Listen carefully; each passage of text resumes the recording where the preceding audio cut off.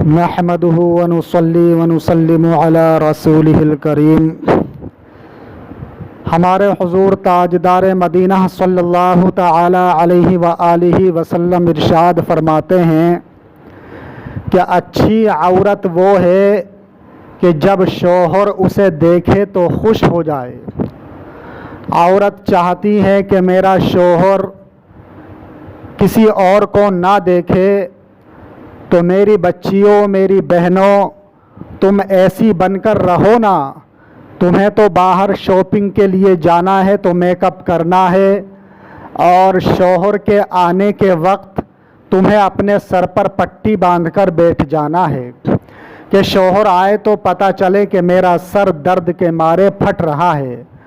اور اگر کوئی کہہ دے کہ چلو باہر جانا ہے تو فوراً میک اپ کر کے تیار ہو کے باہر نکل جاتی ہو۔ نہیں، آپ کو اگر سجنا ہے، آپ کو اگر سنورنا ہے، آپ کو اگر میک اپ کرنا ہے تو اپنے شوہروں کے لیے کرنا ہے۔ شوہر کی نظر جب آپ پر پڑے تو خوش ہو جائے، اسے بے پناہ خوشی ہو کہ اللہ نے مجھے اتنی اچھی بیوی عطا فرمائی ہے۔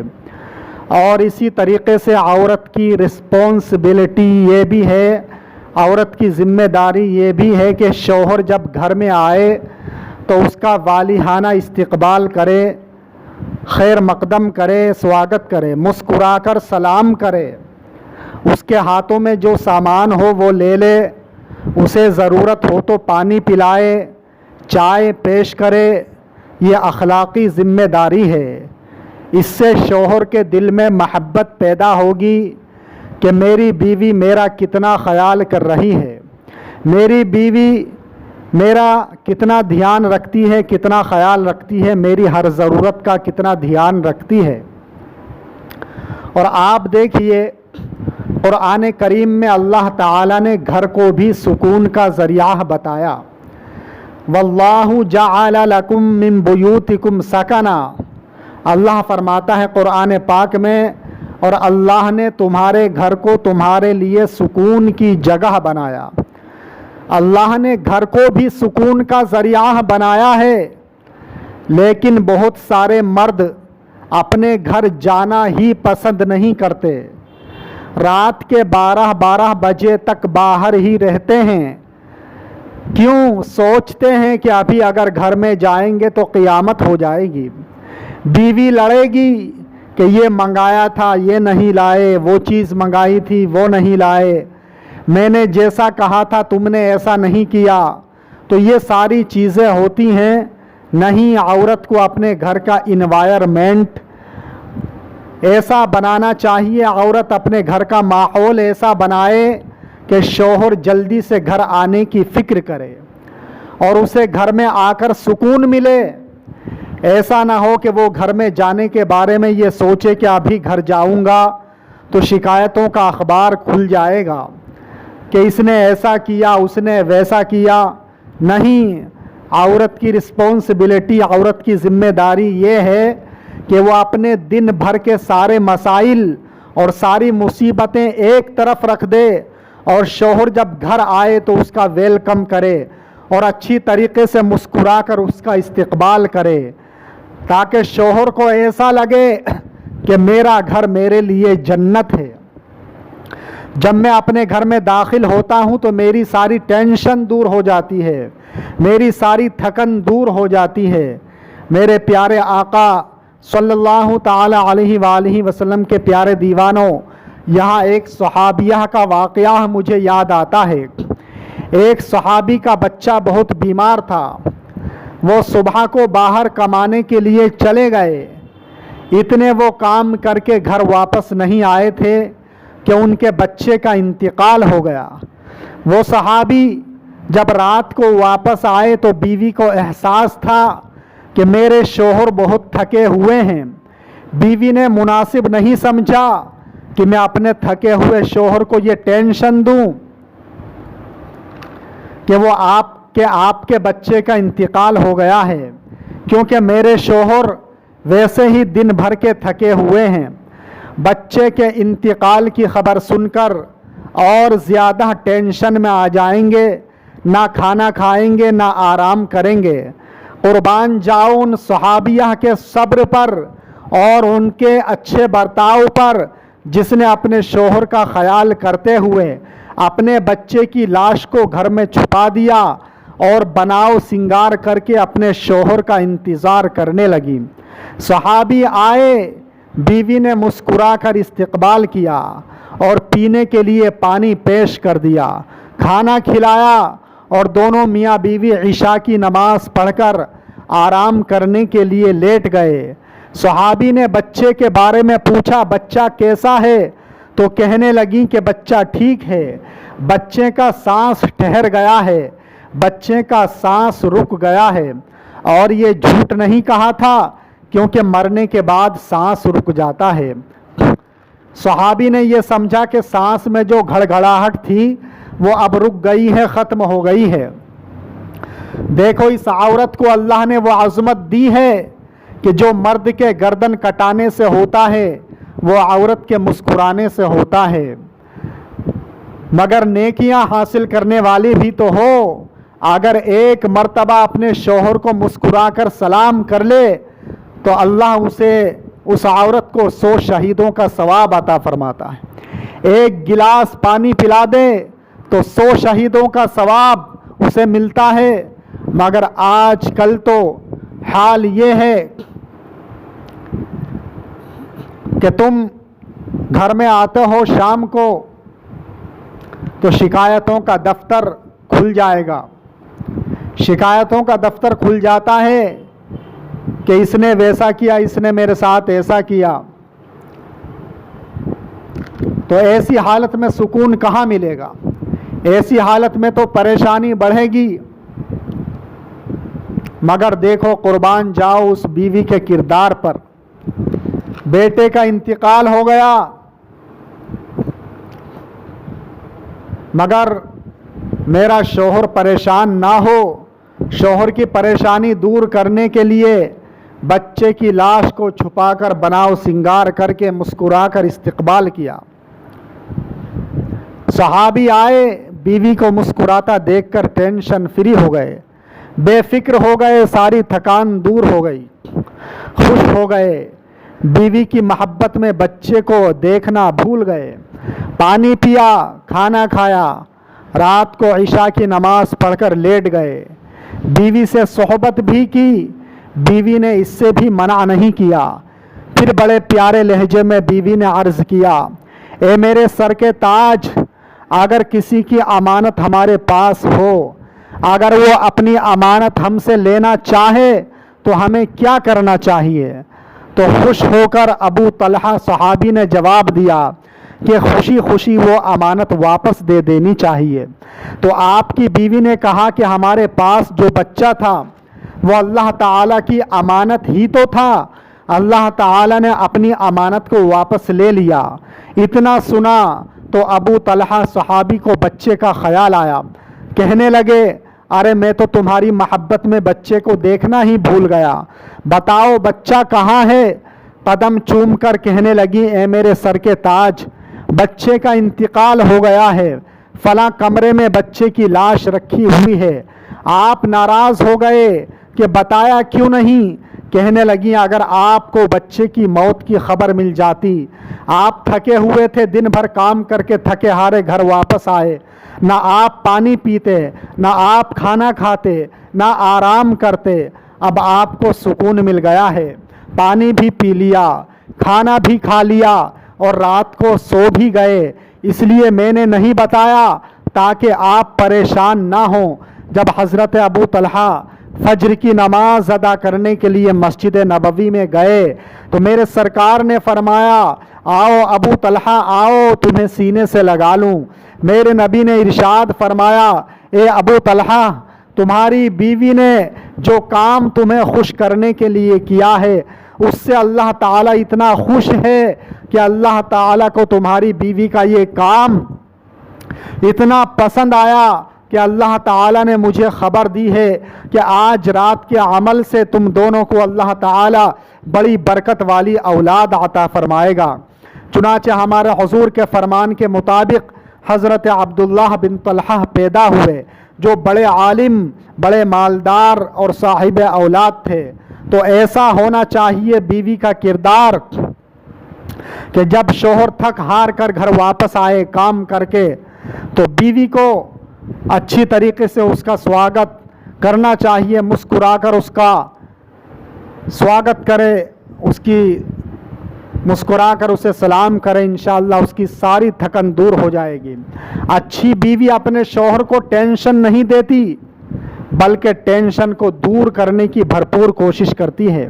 آپ مجھے بتائیے، دنیا کا کوئی بھی مسلمان جب پریشان ہوتا ہے تو مدینے کے تاجدار سے مدد طلب کرتا ہے کہ اے آقا میری مدد فرمائیے، اور اسے یقین ہوتا ہے کہ حضور صلی اللہ تعالی علیہ وآلہ وسلم کے ذریعے اللہ تعالی مجھے سکون کی دولت عطا فرمائے گا، اللہ تعالی میری مدد فرمائے گا حضور کے وسیلے سے۔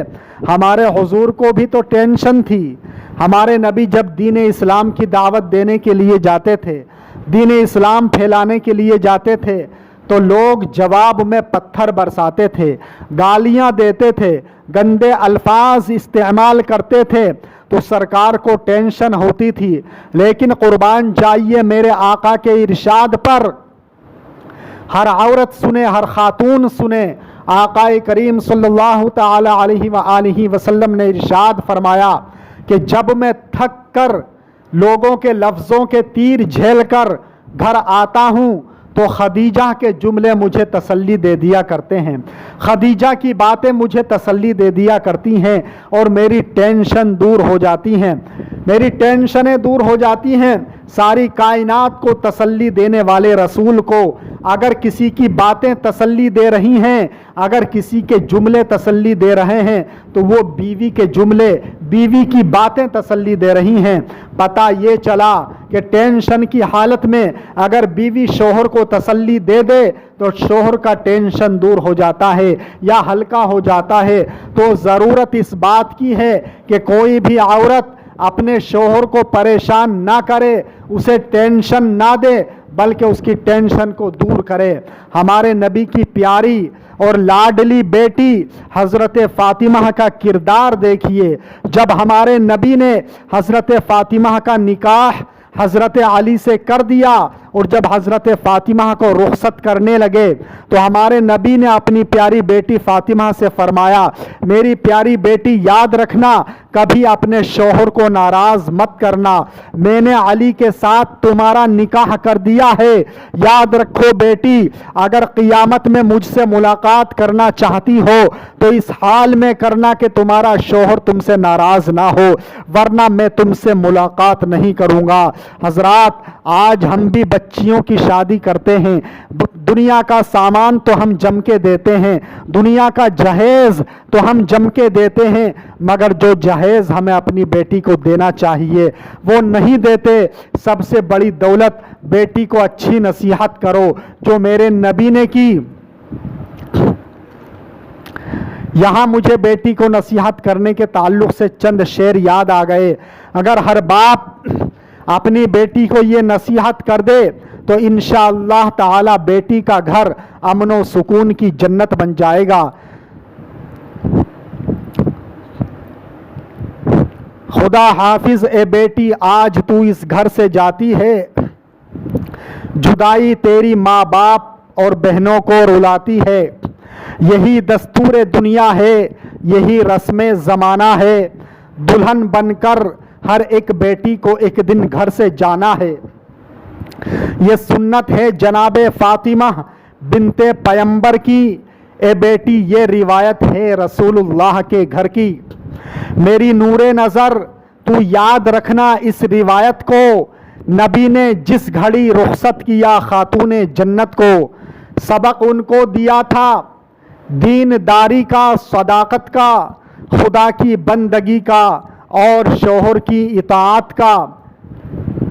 یہی میری تمنا ہے، یہی میری نصیحت ہے، اسی میں تیری عظمت ہے، اسی میں تیری عزت ہے، تو ایک اچھی دلہن بن کر سدا سسرال میں رہنا، خدا جس حال میں رکھے تجھے اس حال میں رہنا، ससुर और सास को माँ बाप से बढ़कर समझना तू, ए बेटी अब उन्हीं के घर को अपना घर समझना तू। सभी के साथ पेश आना मुरव्वत से मोहब्बत से, न होना उम्र भर गाफिल कभी शोहर की खिदमत से। न करना आरज़ू तू अच्छे कपड़ों की न जेवर की, वो शे मिल जाएगी खुद ही जो है तेरे मुकद्दर की। न दिल में शौक़ हो फिल्मों का तेरे और न फैशन का, ए बेटी सादगी में नाम होता है सुहागन का। हमेशा तू शरीयत और सुन्नत पर अमल करना, रसूलुल्लाह के पैगाम रहमत पर अमल करना। न हरगिज़ देखना तू ऐशो इशरत का यहाँ सपना, बनाना पारसाई और गैरत को लिबास अपना। तो प्यारे मुसलमानों, अगर आज हमारी बहन बेटियां इन नसीहतों पर अमल कर लें तो उनकी दुनिया की ज़िंदगी भी कामयाब है और आखिरत की ज़िंदगी भी कामयाब हो जाएगी। मगर आज लोग अपनी बेटियों को नसीहतें नहीं करते, बजाय नसीहत करने के उल्टा उनको चढ़ाकर भेजते हैं। कुर्बान जाइए मेरे नबी के फरमान पर। मेरे नबी ने फरमाया अपने शौहर को नाराज़ मत करना। नबी की बेटी नबी का सबक लेकर के अपने बाप की चौखट से चली, अली की झोंपड़ी में टूटी चटाई पर जाकर बैठ गई। किस्मत देखिए कि अली के घर में उस वक्त खाने के लिए कुछ नहीं था। हज़रत फ़ातिमा ने देखा कि हज़रत अली कुछ परेशान हैं। कहा मेरे सरताज आप कुछ परेशान लग रहे हैं, इस परेशानी की वजह क्या है? तो हज़रत अली की आंखों में आंसू आ गए। कहने लगे ए फ़ातिमा, आज मेरे घर में तुम्हें खिलाने के लिए कुछ नहीं है। मेरा दिल चाहता था कि आज तुम्हें कुछ खिला दिया जाए। मेरे नबी का बड़ा एहसान है मेरे ऊपर कि उन्होंने मुझे अपना दामाद बना लिया है। मेरी औकात कहाँ, तुम्हारा मकाम कहाँ? तो हज़रत फ़ातिमा का जवाब सुनो प्यारे मुसलमानों। कहा ए मेरे प्यारे शोहर, ए मेरे सरताज, परेशान होने की ज़रूरत नहीं है। अगर कोई बासी रोटी का टुकड़ा पड़ा हो तो वही ले आओ, मैं उसे ही खा लूँगी। तो हज़रत अली ने जब ढूंढा तो 3 दिन का सूखा हुआ जो कि रोटी का टुकड़ा मिला।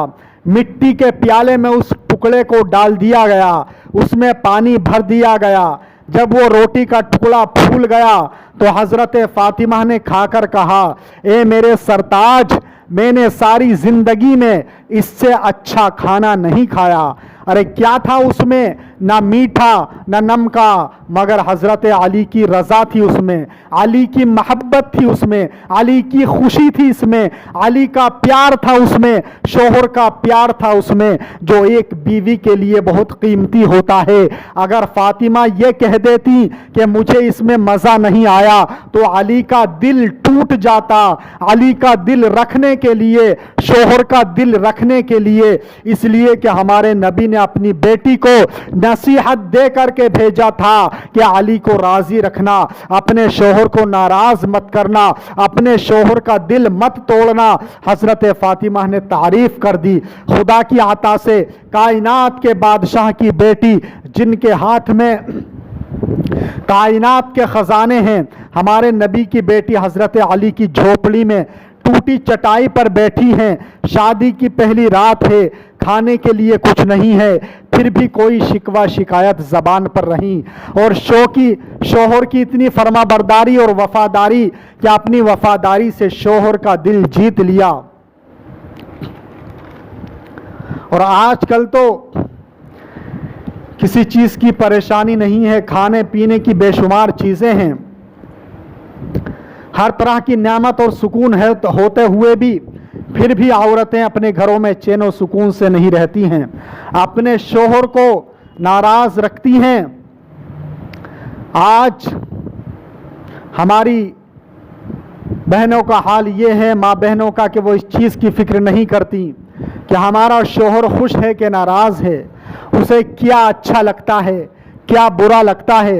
याद रखिए, अगर कोई शोहर इस हाल में रात को सो गया कि वो अपनी बीवी से नाराज़ है, अपनी बीवी से नाराज होकर अगर कोई शोहर रात को सोया और बीवी भी सो गई तो सरकार फरमाते हैं पूरी रात उस औरत पर फरिश्ते लानत भेजते हैं, अल्लाह की लानत बरसती है उस औरत पर, पूरी रात लानत भेजते रहते हैं फरिश्ते। इसलिए बीवी की जिम्मेदारी ये है कि वो अपने शोहर को नाराज करके ना सोए, बल्कि अगर कुछ 19-20 वाला मामला हो भी जाए, कुछ नोक झोंक हो भी जाए, तो सोने से पहले मुआफ़ी तलाफ़ी कर ले, ताकि रात भर फरिश्तों की लानत से वो बच जाए। ये बहुत अहम जिम्मेदारी है बीवी की। दूसरी चीज़, औरत में हूरों वाली सिफत हो, हूरों वाली खूबी हो, फ़ीहिन्ना कासिरातुत तर्फ़, यानी जो जन्नत में हूरें होंगी, उन हूरों का हाल ये होगा कि वो किसी मर्द की तरफ नहीं देखेंगी, वो किसी मर्द की तरफ माइल नहीं होंगी, बस जिनके साथ उनका निकाह होगा उसी की तरफ को माइल होंगी, किसी और की तरफ माइल नहीं होंगी, किसी और की तरफ को देखेंगी भी नहीं। तो फरमाया गया कि औरत के अंदर हूरों वाली ये खूबी होनी चाहिए, हूरों वाली सिफत हो, हूरों वाली खूबी हो कि वो अपने शोहर के अलावा किसी और की तरफ माइल ना हो, कभी माइल ना हो। लेकिन आज कैसी भी लड़की होगी, चाहे रंग उसका कैसा भी हो, उसका फेस, उसका चेहरा, उसका लुक कैसा भी हो, लेकिन अगर उससे पूछो कि तुम्हें शोहर कैसा चाहिए, तो उसकी सोच होती है कि फला हीरो जैसा होना चाहिए। और यही हाल कुछ मर्दों का भी होता है, वो कैसे भी हों, अगर उनसे पूछो कि कैसी बीवी चाहिए, कि फला हीरोइन जैसी बीवी चाहिए, तो इस बात को जहन के अंदर रखें कि जब आपका निकाह हो चुका है तो आपके लिए आपका शोहर ही सबसे ज़्यादा अहम है। अपने शोहर के अलावा किसी और की तरफ माइल होना अपनी दुनिया भी बर्बाद करना है और अपनी आखिरत भी बर्बाद करना है।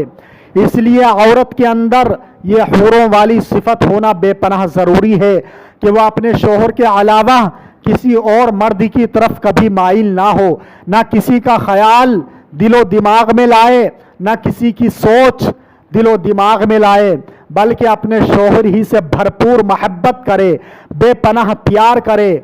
आकाए करीम सल्लल्लाहु ताला अलैहि वसल्लम ने दुनिया के सामान के बारे में फरमाया कि दुनिया की सारी चीज़ों में सबसे बेहतरीन चीज़ नेक बीवी है, अच्छी बीवी है। जो नेक बीवी हो, अगर अल्लाह ने किसी को नेक बीवी आता फरमा दी तो गोया उसे अल्लाह ने दुनिया की सबसे बेहतरीन चीज़ आता फरमा दी। हमारे हुजूर सल्लल्लाहु ताला अलैहि वसल्लम इरशाद फरमाते हैं, अगर 3 चीज़ें किसी को मिल जाएं तो वो सबसे बड़ा मालदार है। एक, उसे ऐसी ज़बान मिल जाए जो अल्लाह का जिक्र करती हो। दूसरे, ऐसा दिल मिल जाए जो अल्लाह का शुक्र अदा करने वाला हो। और तीसरे, ऐसी बीवी मिल जाए जो नेक हो और नेकी में मदद करने वाली हो।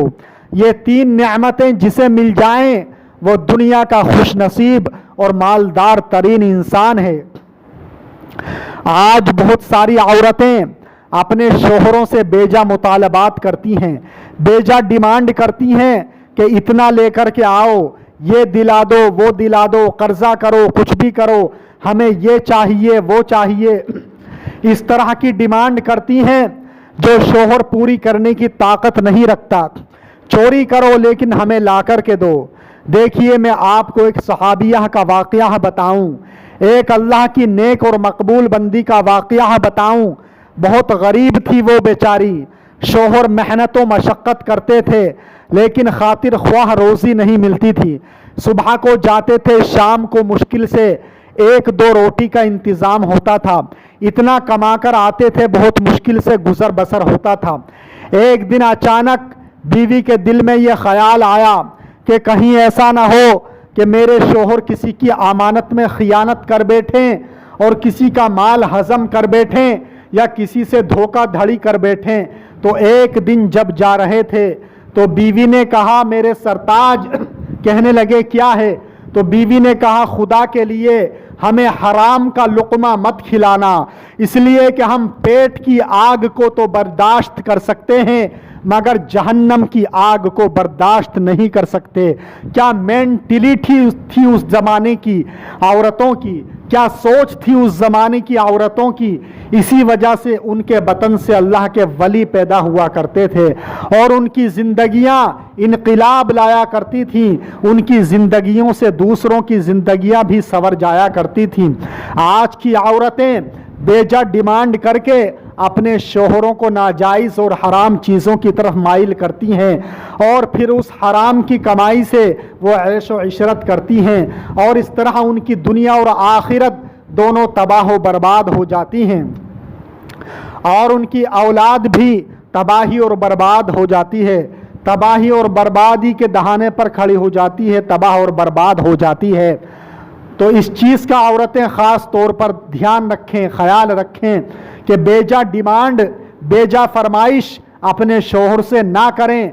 जितना वो कमाता है उसी के हिसाब से अपनी जायज़ ज़रूरतें पूरी करें और नेकी के सिलसिले में अपने शोहर की मदद करें। एक और आज के दौर की बला जो ख़ास कर इख्तिलाफ का सबब बनती है, शोहर घर में आया तो बीवी फ़ोन पर लगी हुई है। अब शोहर कहता है अरे मैं भी आया हूँ, ज़रा मेरी तरफ भी ध्यान दो, अरे मैं अपनी माँ से बात कर रही हूँ, अब ये लगी है लंबी बात करने मोबाइल पे। शोहर आया बेचारा थका हुआ,